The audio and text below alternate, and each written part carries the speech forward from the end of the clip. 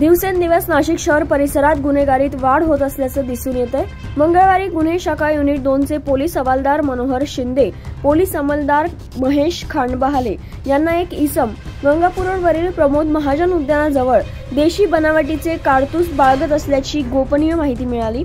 मिळालेल्या माहितीनुसार गुन्हे शाखा युनिट 2 च्या पथकाने सापळा रचून एका संशयितास ताब्यात घेतले। किरण केवर असं ताब्यात घेतलेल्या संशयिताचं नाव आहे। पोलिसांनी त्याची कसून चौकशी केली असता त्याच्याकडून एक पितळी कारतूस हस्तगत केले आहे। त्याच्या विरोधात सरकारवाडा पोलीस ठाण्यात गुन्हा दाखल करण्यात आला आहे। सदरची कारवाई वरिष्ठ पोलीस निरीक्षक विद्यासागर श्रीमनवार यांच्या मार्गदर्शनाखाली गुन्हे शाखा युनिट 2 च्या पथकाने केली आहे। 9 न्यूज महाराष्ट्रासाठी प्रतिनिधी नितीन चव्हाण, नाशिक।